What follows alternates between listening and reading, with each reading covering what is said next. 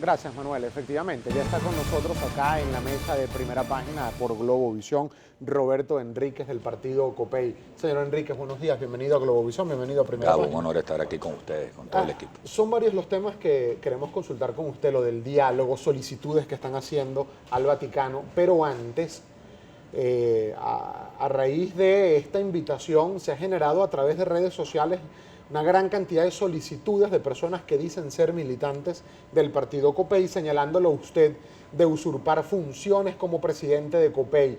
Dicen que usted no es representante de COPEI, que no es presidente de COPEI, según una decisión del máximo tribunal de la República. Dicen que el presidente de COPEI es el señor Pedro Urrieta. ¿Podría aclararnos, por favor, antes de pasar con otros temas, esta situación? No, yo creo que es un tema que el país ha visto. La verdad es que a mí me da mucha pena, pena ajena, la verdad, las personas que escriben esas cosas en medio de la situación que está atravesando Venezuela. Como bien lo dicen, el TCJ no ha tomado una, ha tomado 7 decisiones contra COPEI, y toda esta persecución sistemática del Estado venezolano viene desde que firmamos el documento de la transición democrática. Todas las sedes de COPEI en Caracas invadidas, un proceso penal abierto hacia mi persona, 7 decisiones judiciales, especialmente de la Sala Constitucional, en donde no solamente designa una junta, sino prácticamente altera todo el orden de representación democrática de nuestro partido, de manera tal que yo lo que te puedo decir es que COPEI es un rehén más. Lo que sucede es que para nosotros ahorita hay rehenes mucho más importantes y nuestra lucha es por ellos en este momento. En todo El caso, pueblo venezolano sufriente, los pobres, los perseguidos, los presos políticos, los exiliados, de manera tal que ante la opinión pública está claro quién es el liderazgo de COPEI, quién lo representa, y yo creo que es un tema absolutamente baladí, y te confieso que me da pena ajena que se le dé, como dice el refrán, morcilla al diablo, cuando tenemos en Venezuela tantas prioridades que atender. en todo caso, como aquí en Globovisión nos vemos todos, nosotros vamos a hacer una invitación pública al señor Pedro Urrieta para que en los próximos días nos acompañe acá en la mesa de Primera Página por Globovisión, a Pedro Urrieta, presidente del partido COPEI según sentencia del máximo tribunal de la República. Dicho esto, sí me gustaría su apreciación respecto de esta solicitud que realizaron ayer al Vaticano. Han dicho ustedes que si no se logran acuerdos reales, tangibles en las próximas horas, piden que el Vaticano se levante de la mesa de diálogo que está sirviendo de mediador entre gobierno y oposición. Mira, nosotros el día de ayer, después de la expectativa que tuvimos todos los venezolanos de que este fin de semana se iniciaba la liberación de los presos políticos, estamos convencidos de que, si bien es cierto que no podemos, ni es nuestra pretensión, darle instrucciones al Papa Francisco, sí tenemos el derecho y la responsabilidad de hacerle solicitudes de manera formal. ¿Y qué es lo que hemos hecho?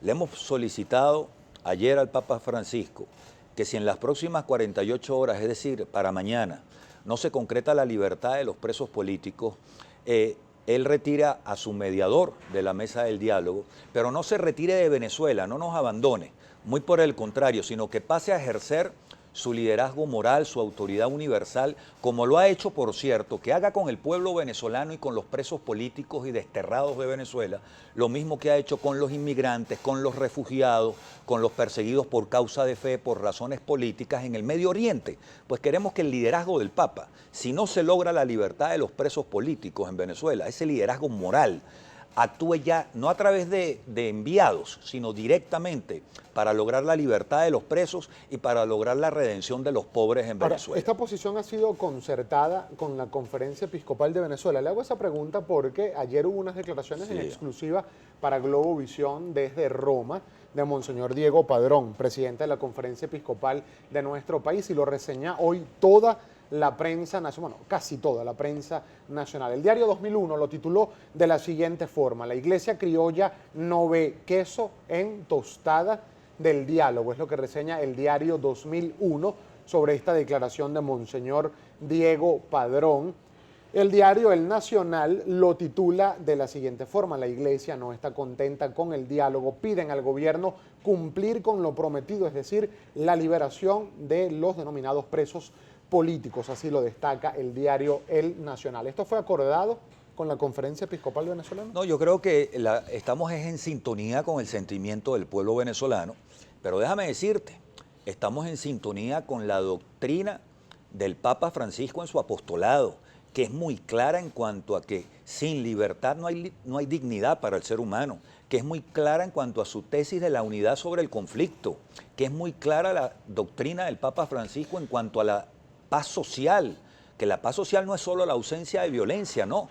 La paz social tampoco puede darse mediante la imposición de un sector por encima del otro, de manera tal que lo que estamos es recogiendo. Yo creo que lo que recoge Monseñor Padrón, pero lo que recoge también el cardenal Porras, el cardenal Urosa, la iglesia venezolana, y lo que ayer hicimos nosotros desde el Partido Social Cristiano Copey, no es otra cosa que encender las alarmas ante un proceso que apunta a repetir la emboscada que le hizo el gobierno al pueblo venezolano en el 2014 con el proceso del diálogo del 2014, que afortunadamente tuvo una respuesta muy clara de la unidad democrática y logró, fíjate tú, con la presión de calle por un lado y con aquella jornada de diálogo en televisión donde le pudimos decir al gobierno lo que el país sentía.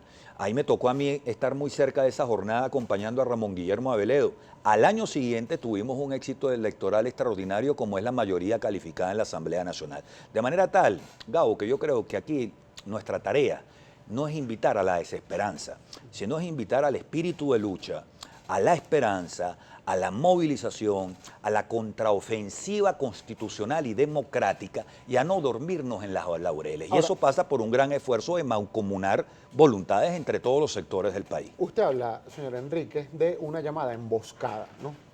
Hay sectores de oposición que han criticado fuertemente a la mesa de la Unidad Democrática por lo que algunos denominan le dieron oxígeno al gobierno del presidente Nicolás Maduro sentándose en esta mesa de diálogo sin condiciones claras. Es lo que han dicho, por ejemplo, algunos partidos de oposición. Hubo un texto, vamos a ver si lo podemos tener en pantalla, un artículo que publica Jesús Chugo Torrealba, secretario ejecutivo de la Mesa de la Unidad Democrática.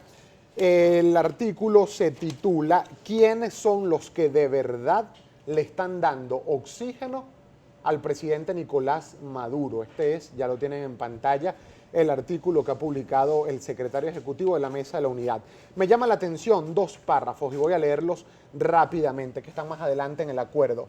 La verdad verdadera es que en la Constitución Nacional no existe la figura del juicio político o impeachment como el que sacó del poder a Richard Nixon en Estados Unidos y a Dilma Rousseff en Brasil, sino la posibilidad de investigar, debatir y determinar en el Parlamento la responsabilidad política del presidente en la crisis, tras lo cual le tocaría actuar a los órganos del llamado poder moral. Esta es una respuesta clara a sectores que decían se estaba adelantando un juicio político y el diálogo lo congeló. Reconoce Jesús Chugo Torrealba que la Constitución venezolana no habla de juicio político que implique destitución del presidente Maduro.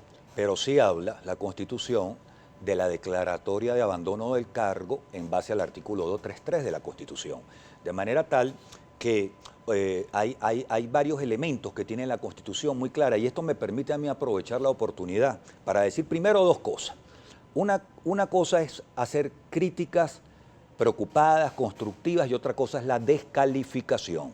Yo creo que descalificar a un compañero de lucha porque tenga una visión diferente es un gran error. Y creo que lo que hace Chugo, a fin de cuentas, a quien quiero y respeto muchísimo, porque sé de sus esfuerzos de amplitud, es un desahogo, y así yo lo entiendo. Pero fíjate tú, yo creo que en este momento es oportuno que la Asamblea Nacional, y lo digo con el mayor respeto, retome el procedimiento de declaración de abandono del cargo del presidente de la República, porque te explico una cosa, no es ni el juicio político anglosajón, tampoco es el antejuicio de mérito que establece la Constitución en el 266, en el cual sí concurren otros poderes públicos. Fíjate tú la novedad de la Constitución del 99, que establece una figura autónoma de la propia Asamblea Nacional, que es la declaración del abandono del cargo. Claro, pero esa figura de abandono del cargo es clarísima, entran Gabo. También en juego otros poderes del Estado venezolano. No, de ninguna manera.